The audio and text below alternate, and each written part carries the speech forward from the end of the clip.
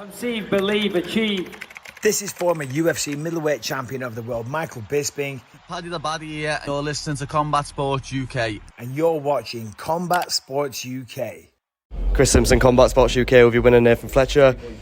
What a performance, pretty much flawless. Like I said, really slick transition. How are you feeling after that one, mate? Yeah, mate, I'm on top of the world. That couldn't have gone any better. To catch him, such a skilled lad with his own move, that's just sort of like poetic, isn't it? So I'm made up. This fight was like, obviously the whole camp, I never had an opponent. This fight comes together last minute against a really tough guy.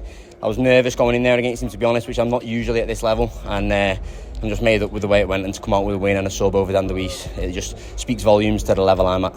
Yeah. A lot of emotions after the fight, jumping the cage with your team. How much did that moment mean to you? This is everything to me. Like, I put my life and soul into this game, and the last time I fought here was about 3 years ago before COVID. I was turning 3-0. I got a stoppage in the first round again, and I've been picturing in my head what this moment was going to be like, to come back to Manchester, fight on a home show with all my teammates, have all the crowd there screaming for me, and then to get another first round finish now this later on in my career with the support that I've built.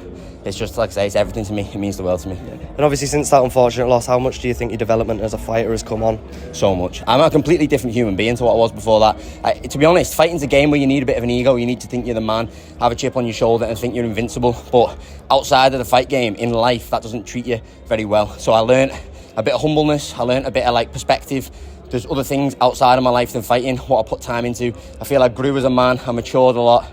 And then coming back to the fight game, I look at it completely differently. I'm not necessarily asked about the clout anymore or the hype around you as a young prospect, undefeated, all these things where people start jumping on your bandwagon. That used to get the better of me, and I used to think I'm the man. And then you realise nobody really cares. Everyone's got their own stuff going on, do you know what I mean? So it's put it into perspective for me, and I do it now because I genuinely love it.